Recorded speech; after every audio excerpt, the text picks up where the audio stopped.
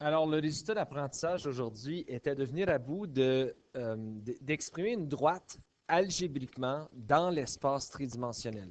Et je dois vous aviser vraiment avant qu'on commence, c'est un concept très abstrait parce qu'une droite ne peut pas simplement s'écrire y égale à mx plus b dans la troisième dimension parce qu'il n'y a pas la composante z. Donc, pour le tracer en troisième dimension, on a besoin d'avoir recours à ce qu'on appelle l'équation vectorielle. Et pour présenter ce début d'unité, on va regarder vite fait à des droites qu'on connaît. Donc, on a deux façons qu'on peut écrire une droite, soit l'équation cartésienne, qui est ax plus by plus c qui est égal à 0, ou il y a la forme pente, donc y égale à mx plus b. Les deux sont capables de tracer des droites dans l'espace à deux dimensions. Et pour le début de ce cours, on va le faire majoritairement en deux dimensions parce qu'on sait que les vecteurs se transmettent facilement dans la troisième dimension. On a simplement besoin d'ajouter la composante z. Donc, si jamais, mettons, je veux tracer cette droite, mais je veux la tracer dans l'espace à deux dimensions avec des vecteurs. Donc, je veux tracer une droite avec des vecteurs. Vous allez me dire, pourquoi veux-tu faire ça? De un, parce que je n'ai pas de vie. Et de deux, nécessairement parce que je veux essayer de créer une situation que ça se traduit facilement dans la troisième dimension. Ergo, les vecteurs sont faciles à utiliser. Donc, si je regarde à une droite qui est moins x, moins 2y, moins 10 égale à 0, puis je vais essayer de le tracer avec des vecteurs, ce qu'on va faire, et je vais mettre en deux pages parce que vous allez voir que c'est beaucoup plus clair. Donc, j'ai un vecteur directeur M qui est parallèle à ma droite. Okay? Donc, M, c'est 2,1. Ça peut être n'importe quoi. C'est un vecteur qui est parallèle à ma droite. Je pense que vous voyez d'être ici dans mon schéma, c'est le vecteur M. Puis si je prends un vecteur R0 qui est à 2,6, R0, c'est un vecteur qui touche à un point sur ma droite. Donc, je sais que le point 2,6 figure sur cette droite. Donc, R0 touche à la droite 2,6. Si je prends un autre vecteur que j'appelle R, qui est en jaune dans mon schéma, qui touche à 6,8, vous allez voir, donc R il est ici, R0 il est là. Vous voyez que j'ai ces deux-là. Clic, clic. Si je crée un vecteur S qui est sur la droite, vous allez voir que ça fait une espèce de somme entre trois vecteurs. Donc, si on se souvient bien de notre première unité, ça, c'est la somme en utilisant un triangle. Donc, je peux utiliser le fait que R serait simplement R0 plus S. Donc, c'est la somme de deux vecteurs géométriques. R serait R0 plus S. Encore, vous ne voyez peut-être pas encore l'utilité. Attendez 2 secondes. Pourquoi on fait ceci? Je ne sais pas si vous avez remarqué aussi, mais S est forcément parallèle à M. Donc, S, parce que M est parallèle à la droite, S est sur la droite. Donc, on pourrait dire que S, c'est simplement un multiple scalaire de M. Right? Il est colinéaire à M. Pas visuellement colinéaire, mais algébriquement colinéaire. Donc, on va juste dire parallèle pour ne pas causer trop de confusion. Donc, S, le vecteur, est égal à T fois le vecteur M. Donc, c'est simplement un multiple de M. C'est le même vecteur, sauf qu'il est plus grand ou plus petit, dépendant de la situation. Donc, ça m'amène que l'équation que je peux utiliser dans cette situation ici, au lieu d'avoir R est égal à R0 plus S, je pourrais l'écrire comme R est égal à R0 plus T fois M. Et là, vous vous dites, à quoi ça sert? Bien, à quoi ça sert, c'est que M est sur l'origine, R0 est sur l'origine, et R part aussi de l'origine. Toutes les trois partent de l'origine. Donc, je peux dire que c'est trois vecteurs algébriques qui sont très faciles à réécrire, et c'est ce qu'on appelle l'équation vectorielle d'une droite. Donc, cette équation ici. Si on regarde nécessairement la définition de chaque composante, donc R est égal à R0 plus T fois le vecteur M, le vecteur R, on peut l'écrire comme le vecteur XY. Donc, XY, ça va être un vecteur qui touche à un point sur ta droite que tu ne connais pas. Le vecteur R0, on peut l'écrire comme X0, Y0. Ça va être un vecteur qui touche à un point sur ta droite qu'on connaît. Et ensuite, tu as le vecteur M1, M2, ou M par exemple, qui serait un vecteur qui est parallèle à ta droite. Donc, ceci, ça peut tracer une droite. Puis, vous allez voir dans un instant pourquoi est-ce que c'est possible de tracer une droite avec ceci. Donc, si on dit ici, je vous donne 2 points d'une droite, et au lieu de dire trace-moi ça ou détermine l'équation en utilisant la forme de pente ou cartésienne, je vous dis, je veux l'équation vectorielle d'une droite qui passe pour les points A et B. Donc, lorsque tu veux faire ça, tu dois te souvenir, OK, ceci c'est la forme ou l'équation vectorielle d'une droite. Et je dois me souvenir, OK, x, y, en premier, le vecteur là, c'est un vecteur qui touche à un point inconnu. Donc, c'est inconnu, je n'ai pas besoin de me casser la tête avec ça. x0, y0, c'est un point connu. Alors, vous voyez dans cette situation ici, il y a vraiment deux options. Il y a soit le point A qui est 1,4 ou le point B qui est 3,1. Alors, nous allons aller avec 1,4. Puis, vous allez voir tranquillement qu'il y a un nombre infini de réponses pour une équation vectorielle qui trace une droite. Ici, il y aurait deux réponses possibles dans la question. Et pour le point M1 ou le vecteur, pardon, M1, M2, c'est un vecteur qui est parallèle à ma droite. Il faut que je pense, OK, je vais me faire un petit schéma. Là, ça n'a pas besoin d'être un schéma exact de ce qui se passe. J'ai une droite qui passe, là, on m'a donné 2 points. On m'a donné A et B. Moi, je veux un vecteur qui est parallèle à cette droite-là. Donc, la meilleure façon de créer un vecteur qui est parallèle à cette droite-là, c'est de créer un vecteur entre les 2 points. Parce que lorsque je crée un vecteur entre les 2 points, n'oubliez pas que ça devient un vecteur algébrique, donc il va ensuite partir de l'origine. Donc ici, si je veux créer un vecteur M1, M2, ce serait le vecteur entre les 2 points sur la droite, parce que les 2 points sont sur la droite. Fait que si je fais un vecteur entre les deux, forcément, ce vecteur va être parallèle à ma droite. Alors, le vecteur AB, comme on se souvient très bien qu'on faisait dans la dernière unité, donc ça va être le vecteur 3, moins 1 et 1, moins 4 comme composante. Donc, le vecteur AB sera égal à 2,-3. Et ça, c'est un vecteur qui est parallèle à ma droite. Et maintenant que j'ai mon vecteur M et mon vecteur x0, y0, je peux écrire que l'équation de la droite, je ne me souviens plus de mon, ça va être 1,4 plus t fois 2,-3. Parce qu'oubliez pas, c'est un multiple. Ton S est un multiple, donc t, c'est t fois 2,-3. Ça, c'est l'équation d'une droite. Là, vous vous dites, OK, monsieur, comment que le Colin de Bin, est-ce que ça va tracer une droite? C'est juste des vecteurs qui s'additionnent. Bien, j'ai un exemple ici pour vous. Donc, si je veux choisir 3 vecteurs position ou un nombre infini de vecteurs position qui existent. Donc, si je veux connaître des vecteurs qui touchent à ma droite. Donc, ça, c'est le XY, des points inconnus. Si je donne des valeurs à t, donc t égale à 1, alors j'ai le t qui multiplie, ça c'est toujours le fun, le 2 et le moins 3. Donc, ça donne 1 fois 2 moins 3. Et je peux faire la somme entre 1, 4 et 2 moins 3, ce qui va me donner 3, 1 comme réponse si t est égal à 1. Donc, si t est égal à 1, x, y, c'est un point qui touche. Donc, vous voyez ici en bleu, j'ai 3, 1. Je l'ai mis en rouge, là, pareil épais. Bon. Donc, vous avez ici en bleu qui touche au point 3, 1. Pareillement, si t est égal à 2, donc ce sera un autre point possible. Alors là, il ne faut pas que tu oublies les propriétés des vecteurs. Donc, il faut que tu multiplies ton scalaire à l'intérieur de ton vecteur algébrique. Donc, ça va devenir 1,4 plus 4,-6, qui va donner le vecteur 5, 2, qui est ici. Et ainsi de suite. T a un nombre infini de valeurs. Donc, si, je ne sais pas si vous voyez, et le jaune ici, c'est une erreur. Je ne sais pas si vous le voyez, mais à mesure que tu fais des vecteurs qui touchent à des points, tu es en train de créer une droite si tu rejoins les extrémités des vecteurs, donc toutes les valeurs x, y qui sont trouvées. Alors, le t qui a un nombre infini de réponses possibles, c'est ce qui va permettre que ceci devienne une droite. Donc, t peut être n'importe quoi. Si tu fais le total de toutes les t, ça va te donner un nombre infini de points qui touchent à une droite.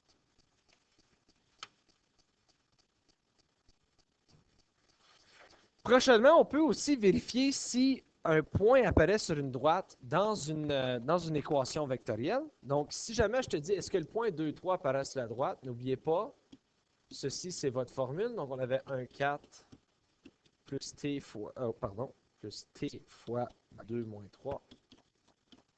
Donc, si je veux savoir si le point 2, 3 apparaît sur la droite, j'ai simplement à substituer et voir est-ce qu'il y a un xy dans cette équation-là qui va toucher à 2, 3. Donc, est-ce qu'il y a un vecteur xy qui va toucher à 2, 3? Donc, tu peux substituer 2, 3 dans ton équation et on peut vérifier est-ce que ceci, c'est bel et bien possible. Et on sait que quand on additionne des vecteurs, on additionne les composantes. Donc, j'additionnerai le 1 plus t fois le 2. Donc, est-ce qu'il y a une situation où ce que 1 plus t fois 2 donne cette valeur ici? Donc, je cherche ceci. Pareillement, pour la composante y, est-ce qu'il y a une situation où ce que 4 plus ou 4 moins 3t donne cette valeur-là?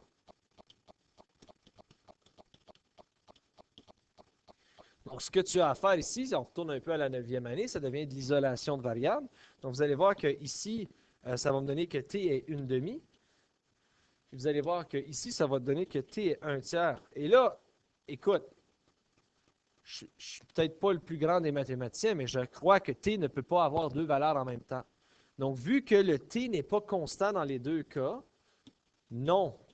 Tu ne peux pas avoir un vecteur qui touche au point 2, 3 sur la droite. Donc, le point 2, 3 sur la droite n'apparaît pas sur cette droite. Il y aurait eu le même t dans cette situation-là.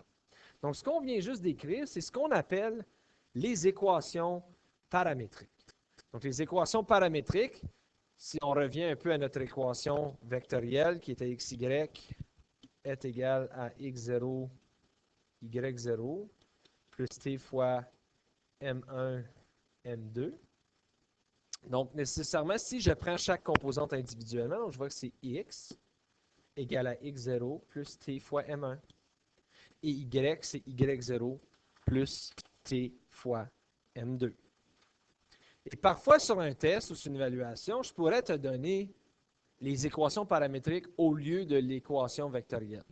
Donc ici, si je te dis soit la droite D1, et vous avez x est égal à 3 plus 2t, et y est égal à moins 5 plus 4t. Si je te demande de trouver deux autres points sur la droite, c'est le même principe que j'avais avec l'équation vectorielle. Donc, n'oubliez pas que ceci aussi représente une droite, et j'ai simplement à donner des valeurs à t. Donc, si je dis que t est égal à 1, ça va me donner un point qui existait sur cette droite-là. Donc, j'aurais 3 plus 2 fois 1, et j'aurais que y, c'est moins 5 plus 4 fois 1.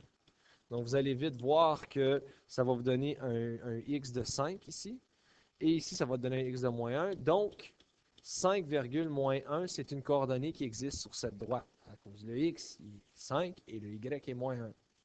Pareillement, il y en a qui pourraient se trouver smart puis qui diraient que t est 0. Absolument. T a un nombre infini de réponses.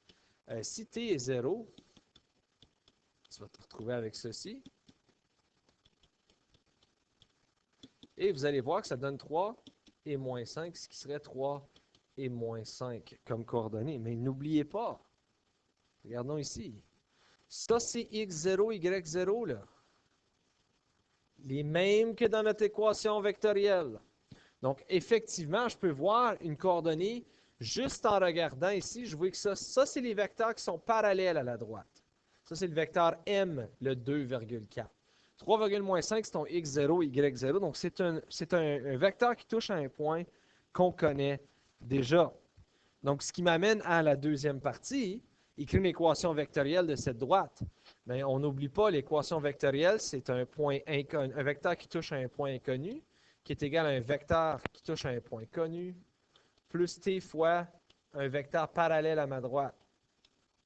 Mais n'oubliez pas, ça c'est x0, ça c'est y0, ça c'est m1, ça c'est m2.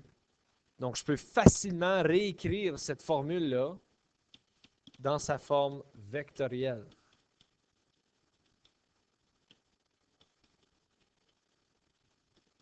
Et voilà. Cependant, ce qui peut parfois être difficile pour des gens, tu c'est de l'écrire sous sa forme cartésienne. Donc, dans la forme cartésienne, il ne faut pas oublier que l'équation, c'était AX plus BY plus C est égal à 0. Donc, je vais avoir ça avec des X puis des Y, puis j'en veux plus de T. Fait que pour annuler les T, ce que je vous recommanderais de faire, c'est de dire, OK, je vais isoler mes T. Donc, je vais assurer que je peux avoir une situation de comparaison, T est égal à T, comme on faisait en 10e année. Alors, tu regardes chaque situation. Si j'ai X qui est égal à 3 plus 2T, si j'isole le T dans cette situation-là, ça va donner X moins 3 sur 2 qui va être égal à T. Pareillement, de l'autre bord, si j'ai Y est égal à moins 5 plus 4T, afin d'isoler mon Y, mon T, ça va me donner Y plus 5 est égal à 4. Sur 4 est égal à T. Mon Dieu, je suis dans les patates. Alors là, tu as isolé tes deux T, donc tu as créé deux nouvelles situations, selon ce que tu avais déjà, auxquelles il n'y aura pas de T lorsque tu vas faire T égale à T. Parce que ça va me donner que X moins 3 sur 2 est égal à Y plus 5 sur 4. Et maintenant que j'ai cette situation-là, je vois dans mon équation cartésienne que je veux avoir mes X et mes Y du même côté.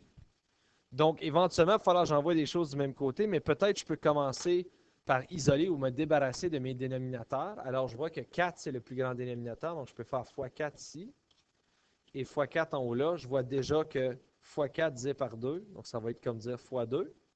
Alors, ceci, ça va donner 2x moins 6 est égal à y plus 5. Et ensuite, je peux simplement isoler mon y plus 5, ce qui va donner 2x moins y moins 11 égale à 0. Donc, vous voyez comment c'est interchangeable entre les équations paramétriques et les équations cartésiennes. Donc, juste parce qu'on deal avec des vecteurs n'implique pas qu'on peut retourner vers des équations que nous avons déjà vues. Et ceci, ça peut facilement être écrit sous la forme de la pente. Un autre problème qu'on peut rencontrer, c'est qu'on te demanderait si la droite D1 est parallèle à la droite D2. Dans le passé, on regardait simplement les pentes. Si les pentes étaient égales, c'est beau, ils sont parallèles. Mais cependant, ici, ça ne marche pas de la même façon parce que j'ai deux droites qui sont écrites sous leur forme paramétrique. Donc, ce que je peux vous recommander, c'est peut-être les regarder chacune sous leur forme vectorielle. Donc, je sais que ça, c'est 3 moins 5 plus t fois 2, 4.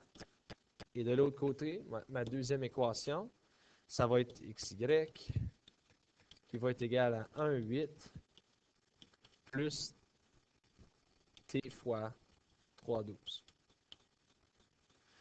ne faut pas oublier qu'est-ce que chaque partie de chacune de ces équations-là représente. Ça, c'est un point qu'on ne connaît pas. Ça, c'est un vecteur qui touche à un point qu'on connaît.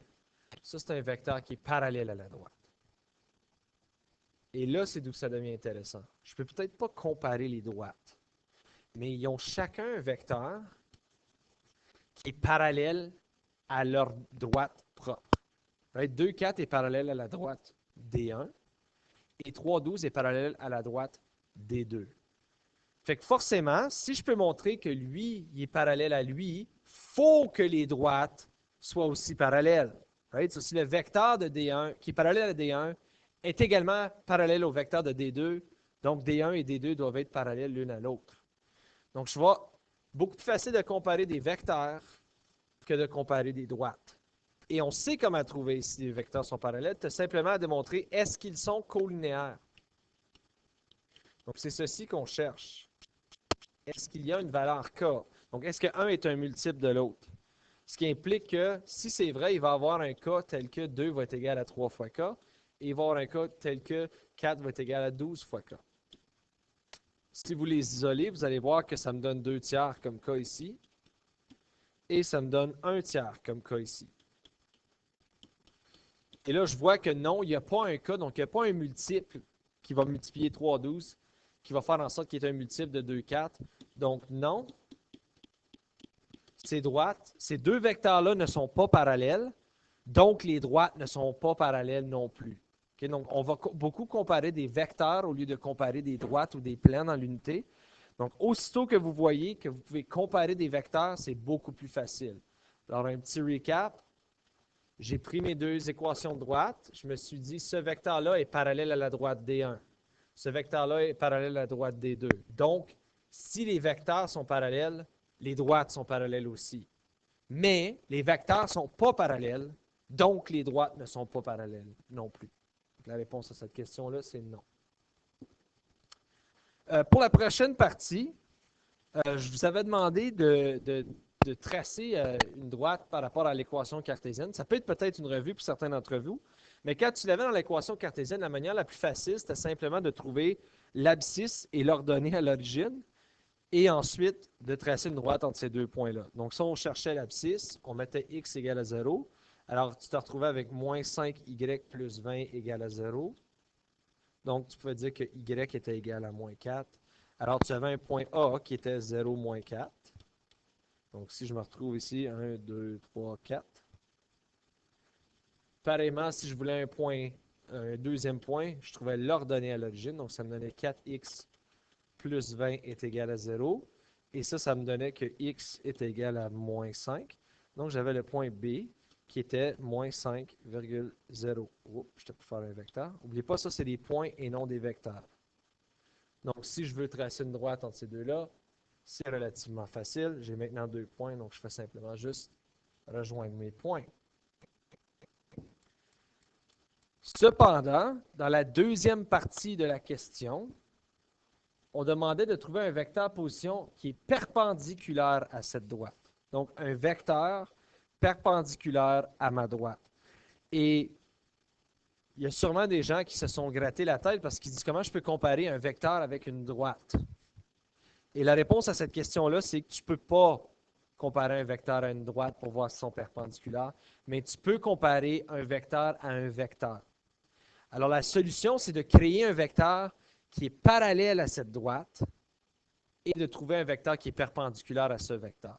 Donc, pour trouver un vecteur qui est parallèle à cette droite, le vecteur le plus facile à créer, c'est le vecteur entre ces deux points-là, le vecteur AB.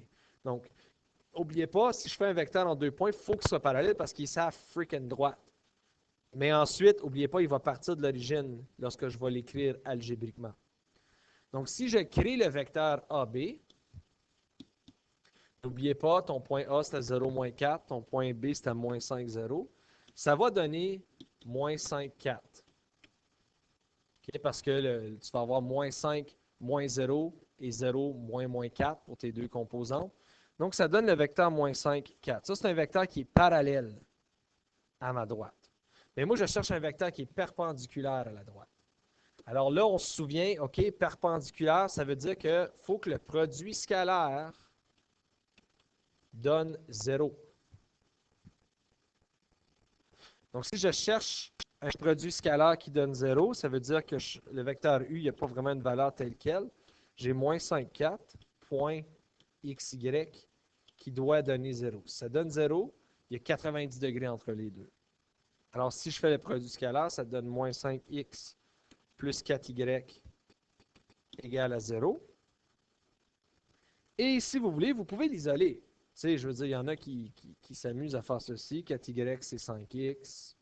Ensuite, y, ça va être 5x sur 4.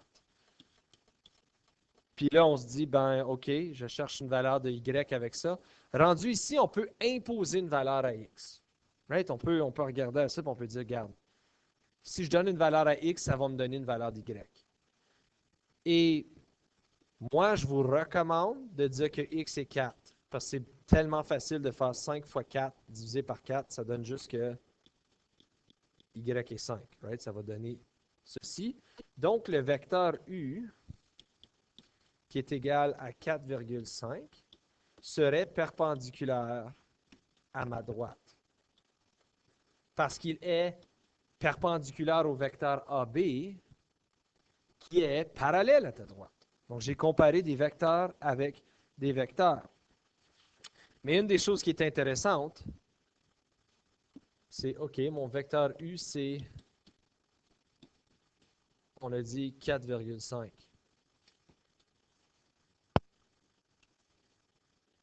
Huh. Donc, si on remarque comme il faut, c'est qu'on voit que